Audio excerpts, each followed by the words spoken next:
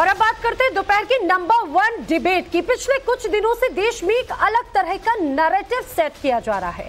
बात बात पर मुसलमानों को भड़काने के लिए विवादित बयानबाजियों जो है वो जमकर देखने को मिल रही हैं। अब तो मस्जिद के नाम पर मार काट तक की धमकी दी जा रही है। मेरठ के मौलाना शफीकुर रहमान कासमी ने ऐसा ही विवादित बयान दिया। मेरठ की जामा मस्जिद को लेकर वहां पर नमाज के बाद का मौलाना कासमी का एक वीडियो जमकर वायरल हो रहा है और इस वीडियो में मौलाना साहब बयान दे रहे हैं, मुसलमानों को भड़का रहे हैं। दूसरी तरफ मस्जिद के नाम पर बाकायदा धमकी भी वो दे रहे हैं। मौलाना साहब तो सीधे सीधे मार काट करने वाले शब्दों पर उतर आए। सवाल ये है कि ऐसी नफरती बयानबाजी कर क्या कासमी जैसे मौलाना देश का माहौल खराब करना चाहते हैं? हम आज करेंगे इस पर चर्चा, लेकिन उसके पहले एक रिपोर्ट आपको दिखाते हैं और ये भी जरा सुनिए मौलाना साहब के बयान किस तरह के हैं।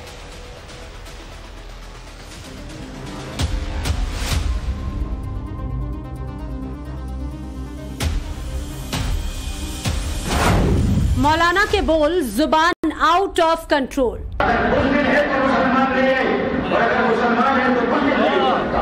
जामा मस्जिद का नाम भड़काने का काम।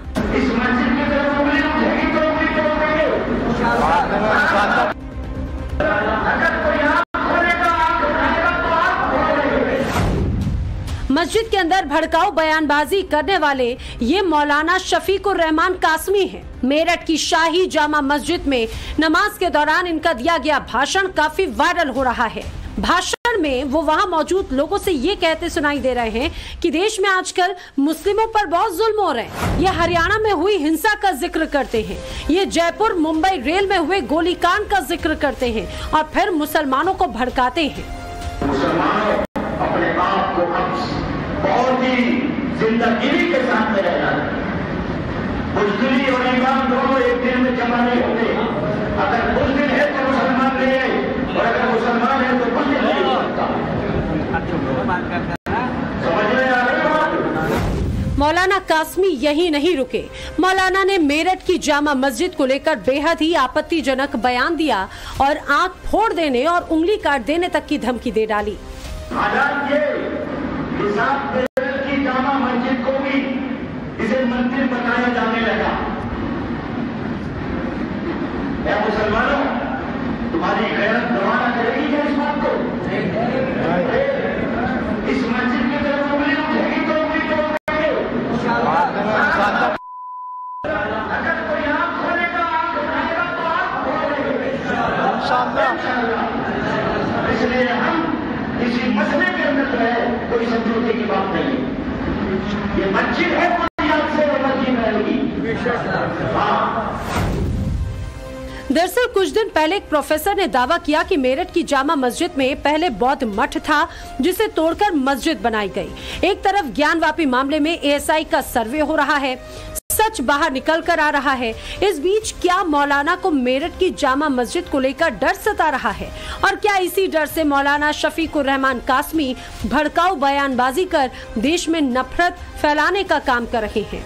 Bureau report, times on Bharat.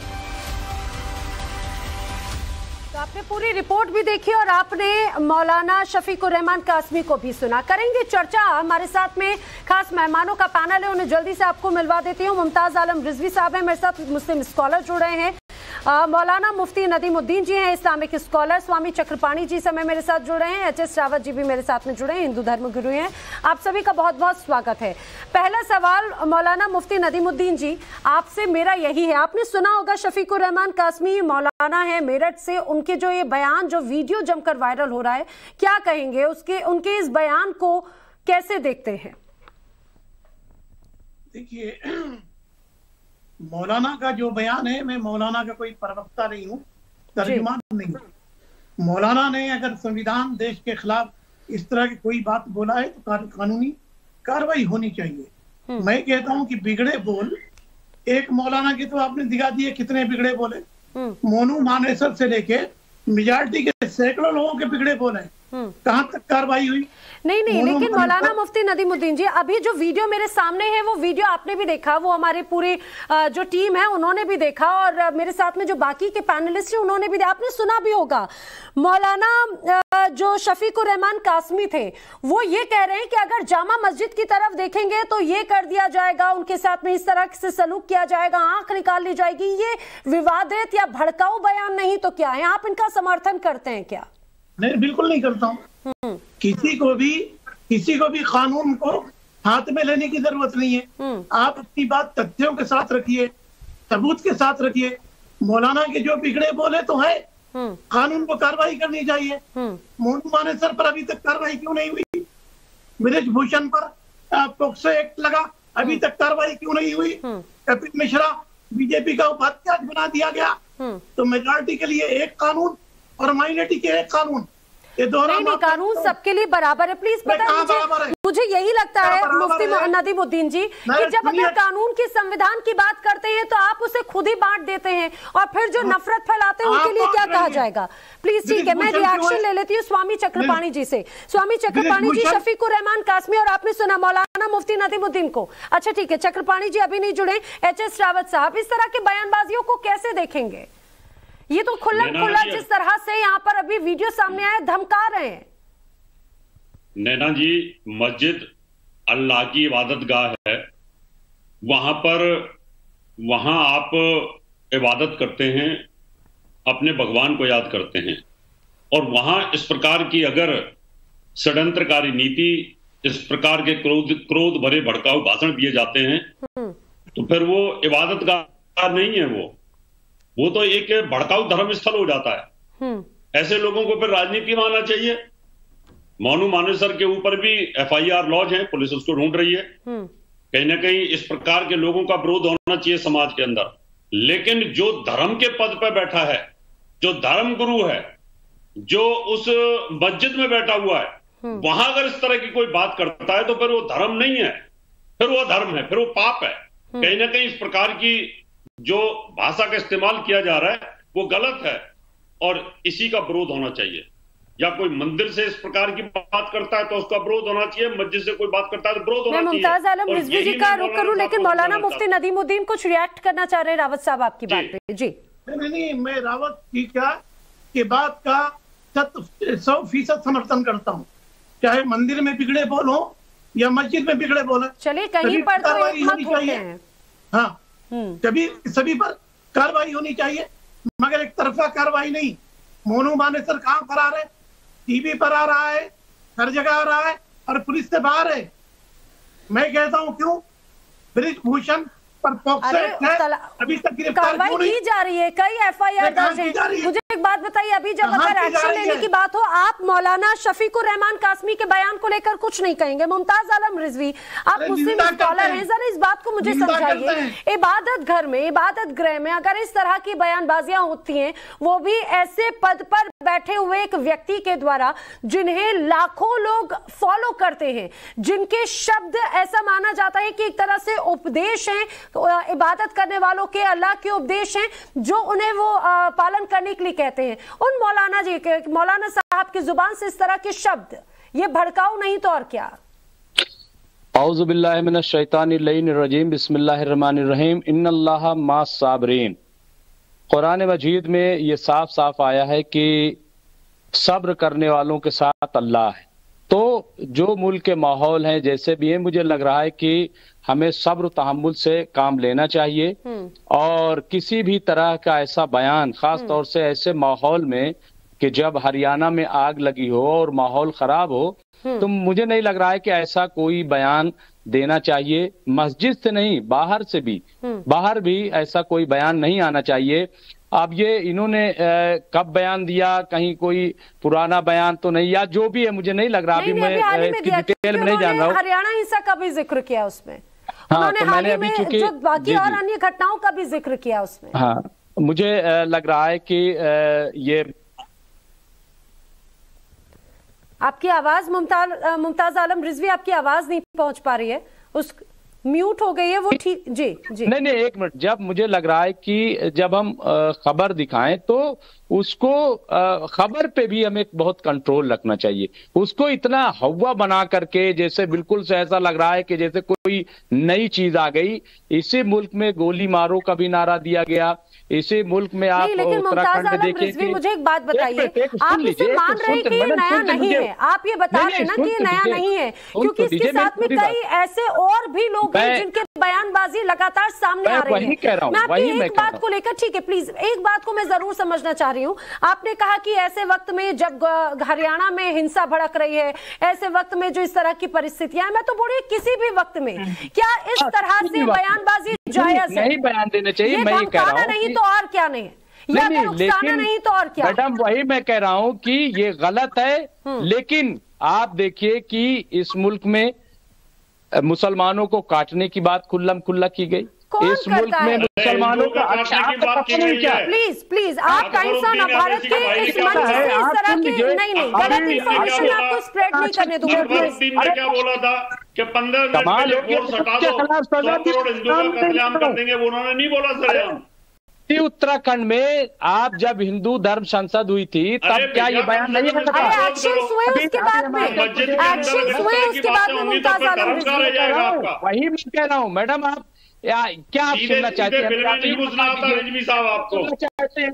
मैं यही कह रहा हूँ कि मुल्क में ये पहला इस किस्म का बयान नहीं है। बयान आ रहा है, इस तरह का बयान आना ठीक है क्या? मैंने कहा तो मेरी पहले आप बात नहीं सुनी क्या? मैंने मैं आपकी बात सुन रहा हूँ, आप तो इधर उधर बातों को कर रहे हो। आपने सुना नहीं क्या? देखिए पॉलिटिकल बयानों में गलत, मैं पॉलिटिकल बयान और जो चुनावी बयान होते हैं वो अलग होते हैं, लेकिन धार्मिक बयान अलग होते हैं। अगर धार्मिक स्तर पे कोई व्यक्ति इस तरह का बयान करता है तो गलत है। आपने सुना ही नहीं मेरी बात। आपने पूरी बात सुनी नहीं। बात को सुना, आपने कहा गोली मारो वाली बात, वो एक पॉलिटिकल लोग दे रहे हैं। ठीक है, मैं जरा अपने दर्शकों को एक रेफरेंस भी जरूर बता देती हूँ। दरअसल एक इतिहासकार है डी शर्मा, उन्होंने दावा किया, उन्होंने कहा कि जिस जगह पर जामा मस्जिद है वहां पर बौद्ध मठ कभी रहा करता था। ये उन्होंने किस आधार पर कहा समझिए। दरअसल उन्होंने 1904 अंग्रेजों के एक गजेटियर का जिक्र किया, उस आधार पर ये उन्होंने अपना दावा पेश किया था। लेकिन इस बात को लेकर जिस तरह से मौलाना शफीकुर रहमान कासमी ने यहां इबादत के वक्त नमाज के बाद में जिस तरह से लोगों को वो यहां पर भड़का रहे थे, जो बयान सामने आए वो हैरान कर देते हैं। जो ऐसे शब्द शायद मुझे बोलने में भी लगेगा कि ये किस तरह से बयानबाजी है, किस तरह से भड़काने वाले हैं। स्वामी चक्रपाणी जी जरा बताइए कि इस तरह के बयानों को भड़काऊ ना माने, विवादित ना माने तो क्या क्या मंशा है जब बार बार इस तरह की बयानबाजियां सामने आती हैं? ओम सहना भवतु सहनो भुनक्तु सह वीर्यं करवावहै तेजस्विनावधीतमस्तु मां विद्विषावहै। ओम शांति शांति शांति। देखिए जरूरी इस बात का है कि जिस प्रकार से मौलाना कासिम जो बयान दिया निश्चित रूप से वो भड़काने वाला बयान है। इस तरह की बयान आप देना निश्चित रूप से कहीं ना कहीं ये वर्तमान परिस्थिति में माहौल खराब करने वाला है। आप जरा सोचिए कि कोई भी हिंदू सनातनी कहीं भी कोई दावा करता है तो फिजूल नहीं करता है भाई, वो कोर्ट का शरण लेता है, वो कानून का शरण लेता है। अब उदाहरण तौर राम मंदिर का ही देखिए, राम मंदिर में मैं स्वयं पक्षकार था, मुख्य पक्षकार था, भी ऑर्डर मेरे सामने रखा है। उसी एक लंबी प्रक्रिया थी, लंबी लड़ाई थी, जांच थी एसआई की, और उसके बाद साक्ष्य प्रमाण के आधार पे माननीय सर्वोच्च न्यायालय तक से जजमेंट हुआ।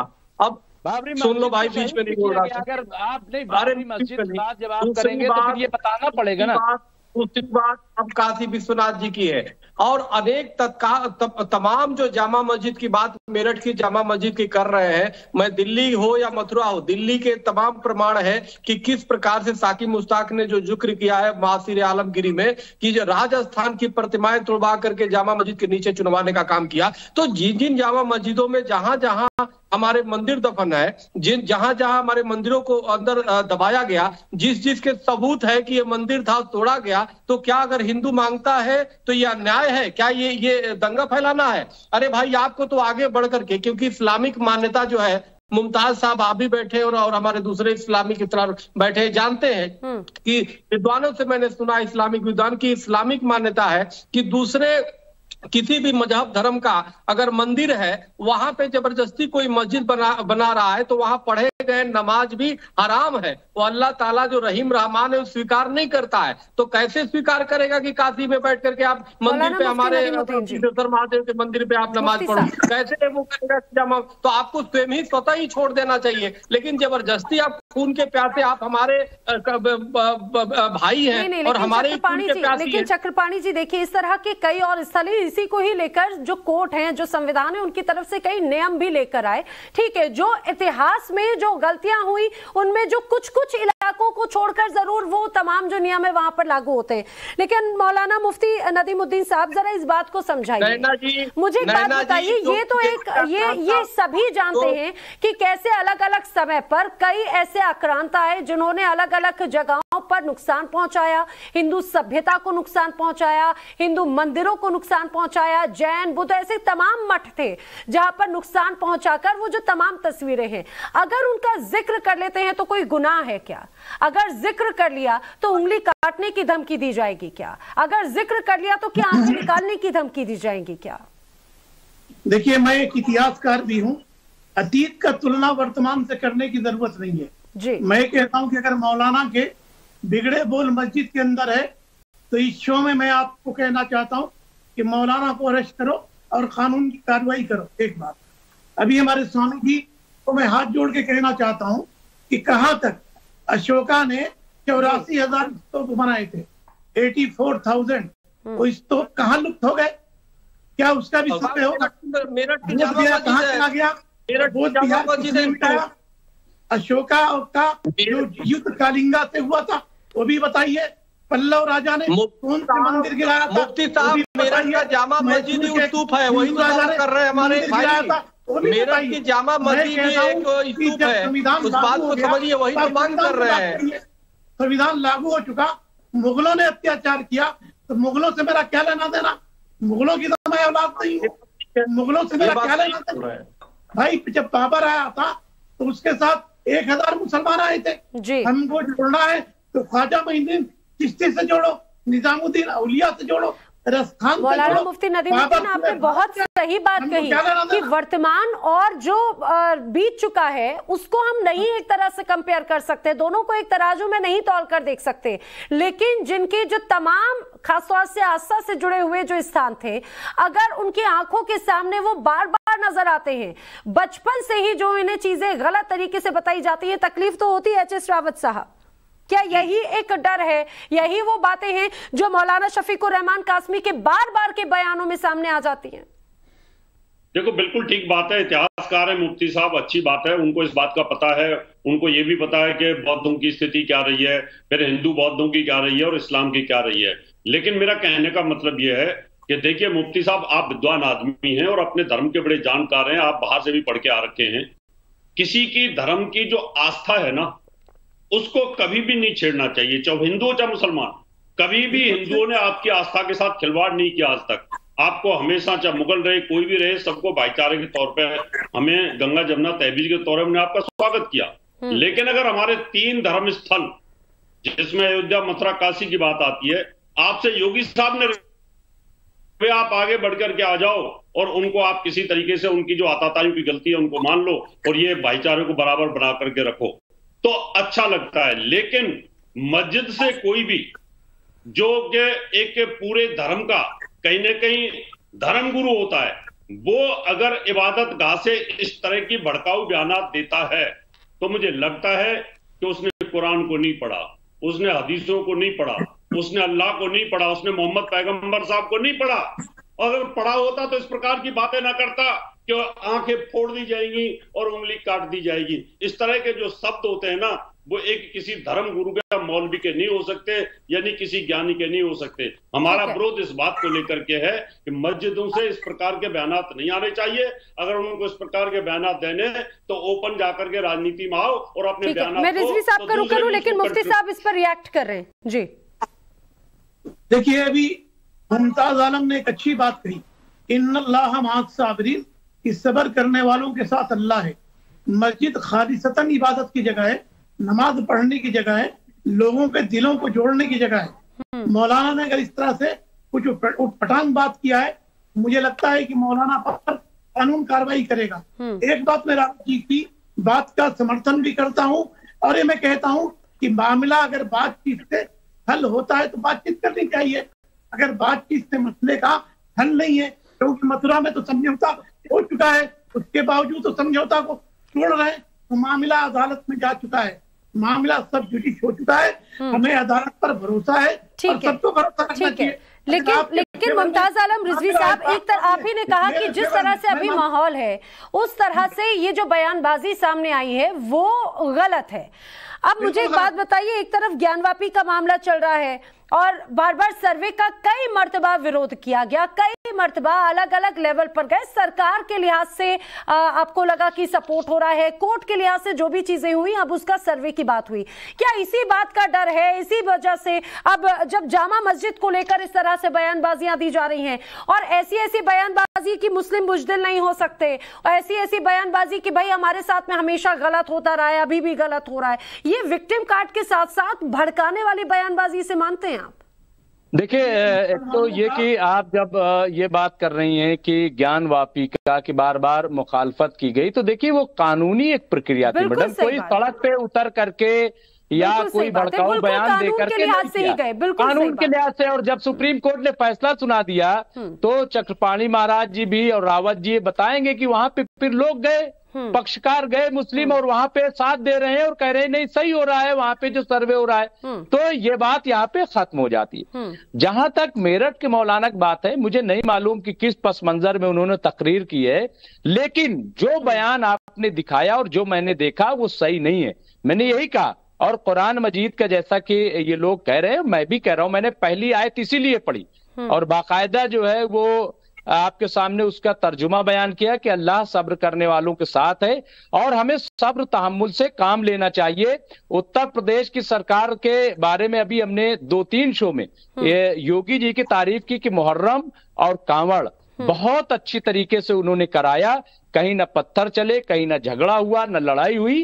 तो अगर सरकार इस तरीके का काम करे कि झगड़ा न होने पाए, तो मैं समझता हूं कि कोई कितना भी बयान दे उसका कहीं कोई असर नहीं होगा। बयानबाजी लोग करते रहेंगे, लेकिन सरकार और कानून अगर अपना काम करता रहेगा तो मैं समझता हूं कि मौलाना आलम रिजवी साहब, आपने बहुत दुरुस्त बातें कही कि अभी हमने देखा कि भाई उत्तर प्रदेश में तो मुहर्रम का भी शांतिपूर्वक पर्व मना, कावड़ यात्रा भी बहुत शांतिपूर्वक निकलती है, ठीक है, लेकिन वही बात अगर राजस्थान की हो जाती है, वही बात अगर महाराष्ट्र की हो जाती है, तो हमने देखा है कि रामनवमी की यात्रा हुई, अभी हमने जिस तरह से देखा यहाँ पर हरियाणा में, यहाँ पर भी ब्रजमंडल की यात्रा में, वहां पर माहौल बिगड़ जाता है। तो आपको लगता है कि जो एक्शन उपद्रवियों पर जो एक्शन यहाँ पर नजर आता है उत्तर प्रदेश में, वही एक्शन हो, फिर ये नहीं होना चाहिए कि भाई टारगेट करके किया जाए? मैडम सुनिए, टारगेट की बात नहीं है। जैसे हरियाणा में हुआ, मैंने ये बात कही कि जब ये पहले से इनपुट हमें मिलने लगे थे सरकार को, तो वहां बड़े पैमाने पर उस यात्रा,